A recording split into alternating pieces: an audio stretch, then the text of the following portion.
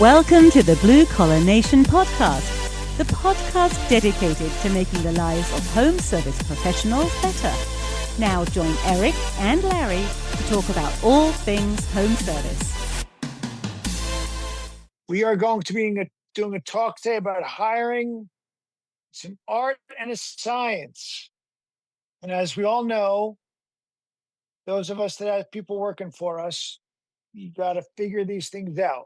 And it's not the easiest thing in the world to do.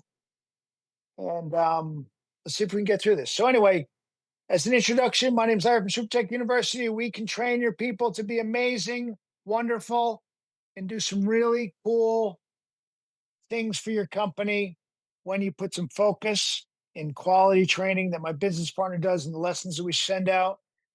I've got to promote this slightly because we got to keep the lights on here. And if anybody has any questions about SuperTech University, let us know.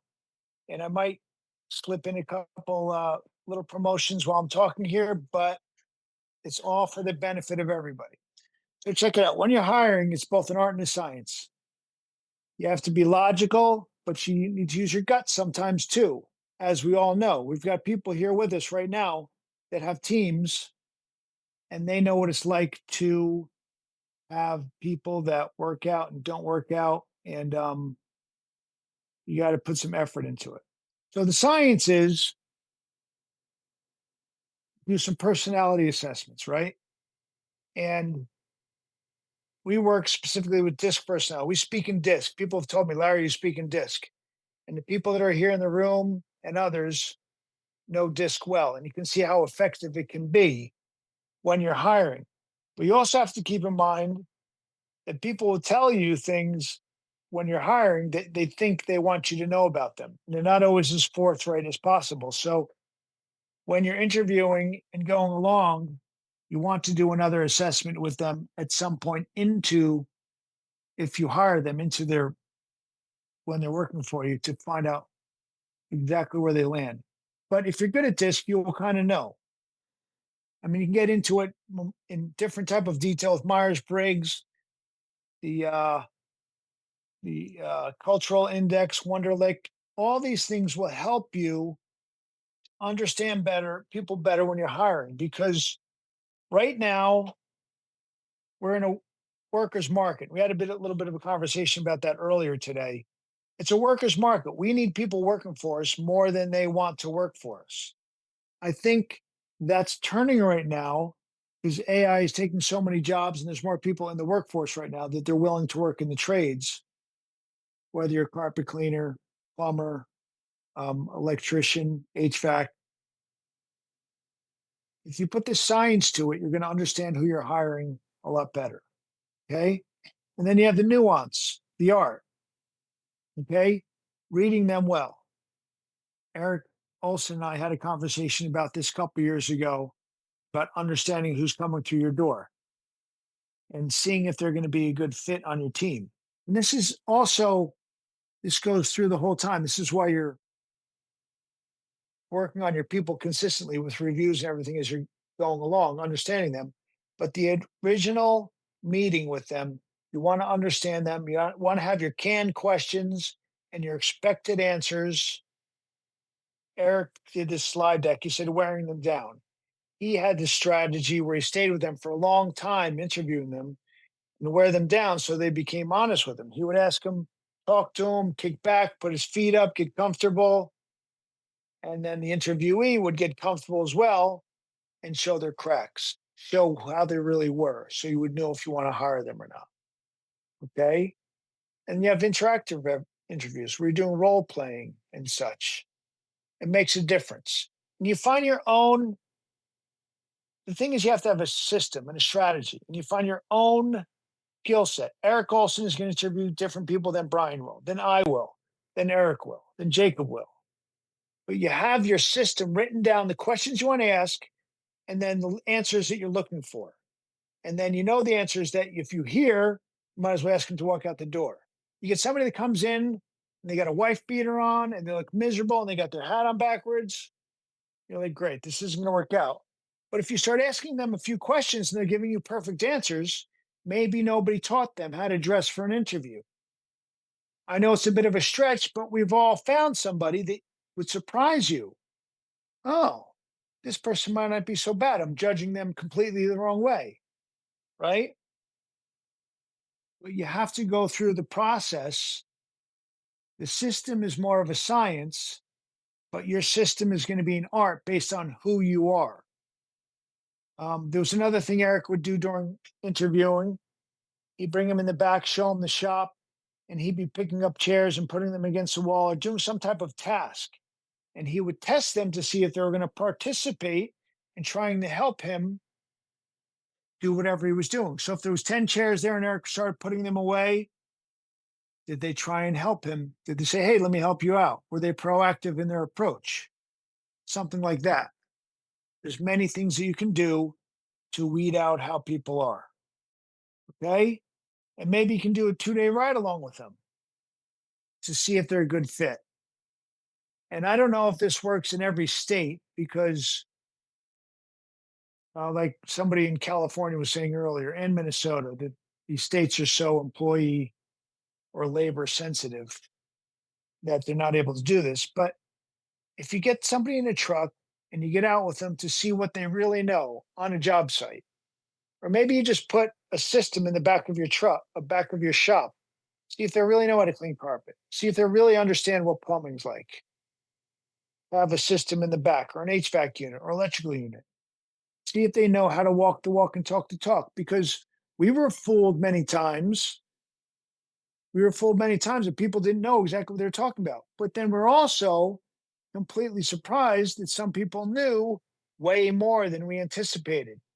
So the judgment of the person isn't always accurate. So this way gets some of this weeds through a lot of people.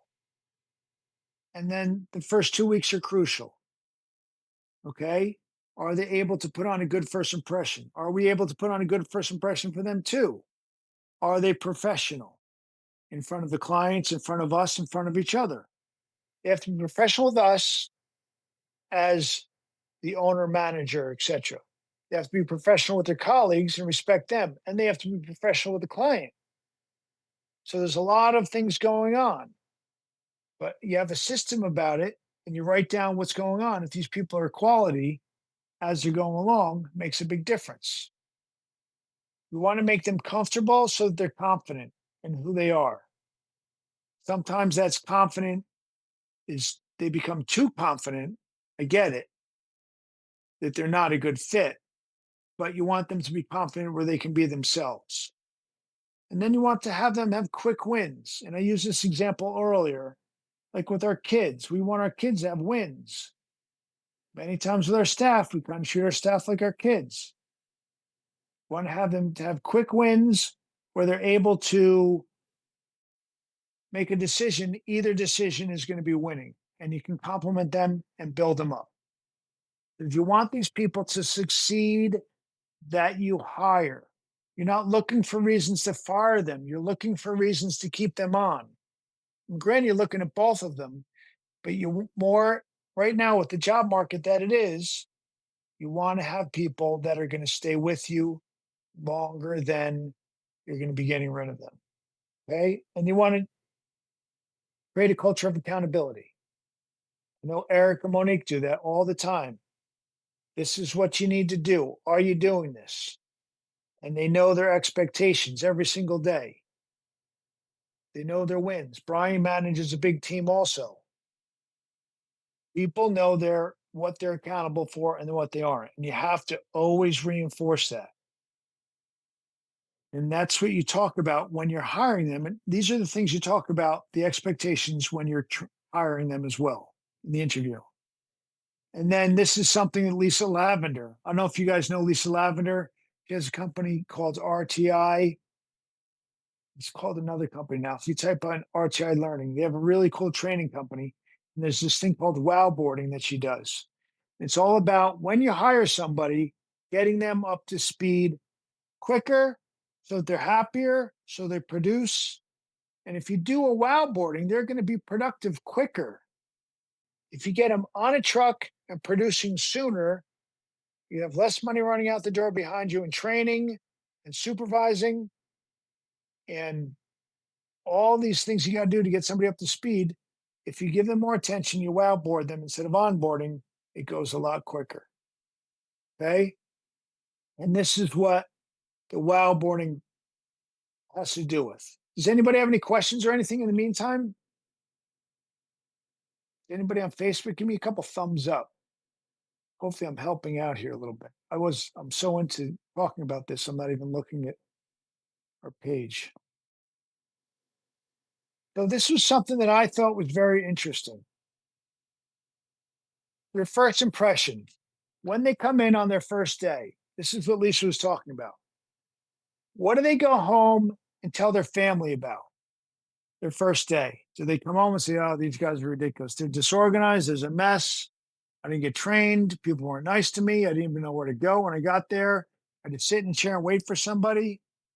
Or were they, "Thanks for coming in"? Were they appreciated? People go out of their way for them. Was the training, was it a system that they got their training on a regular basis that whole day?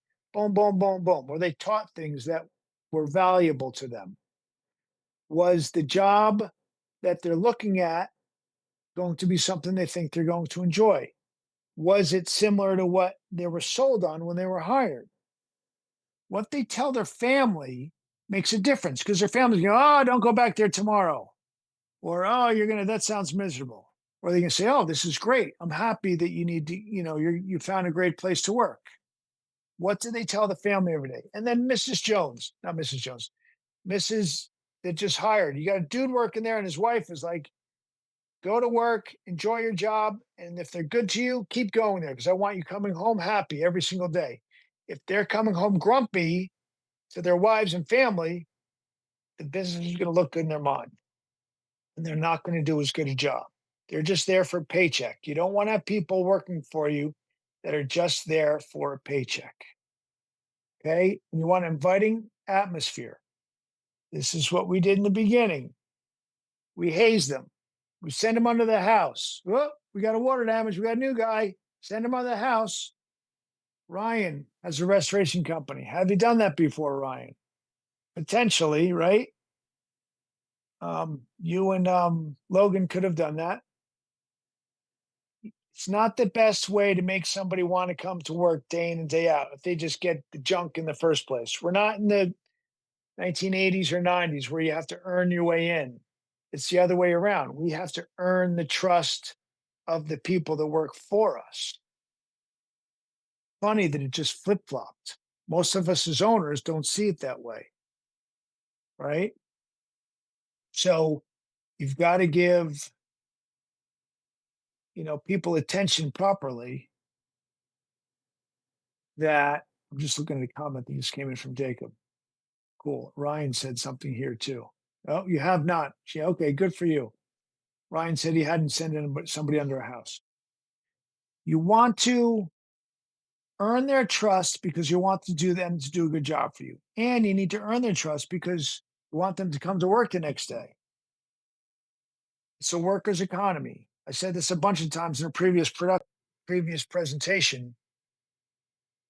There's not as many people out there that want to work for our jobs. It's changing a little bit right now. It's not like it was at COVID. We couldn't find anybody to work for us right after COVID.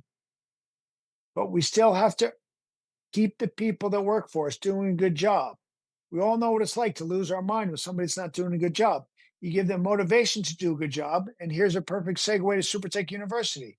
If you show that you're investing in your team every single day, they're going to do a better job. They're going to reciprocate by helping you out. You have an inviting atmosphere, not on the first day, the second day, the first month. It has to be ongoing the whole time.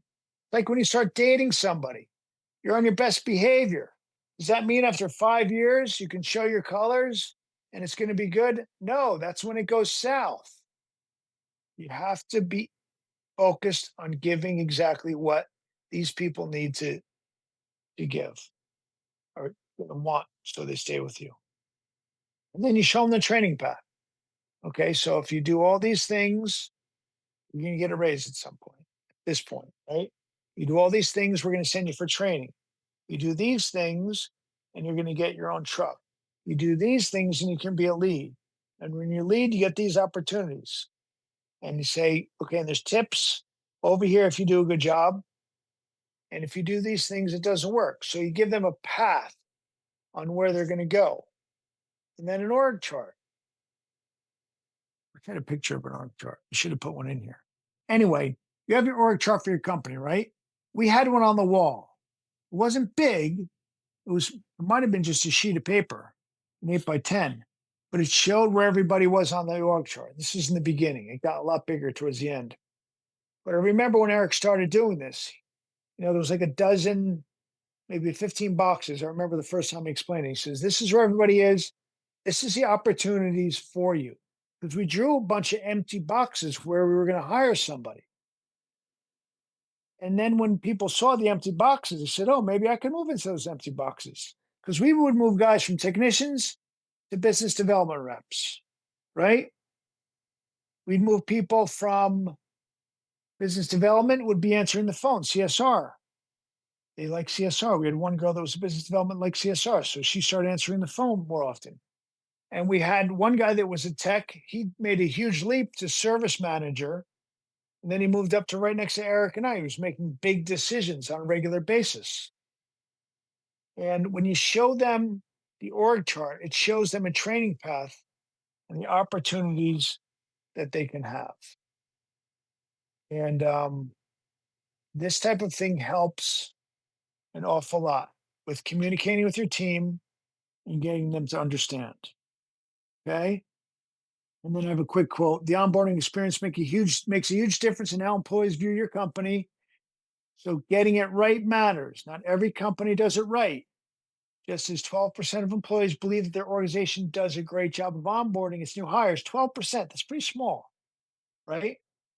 If you aren't already your company, you can be part of that 12%. And this is from People Fluent, which I don't know how credible they are, but it makes sense. You want to be that company that impresses your team, that tells their friends. We used to have this all the time. This was so cool.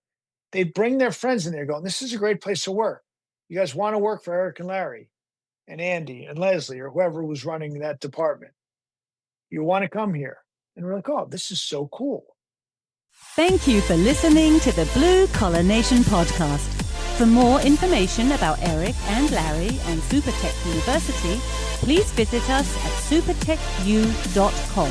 That is supertechu.com.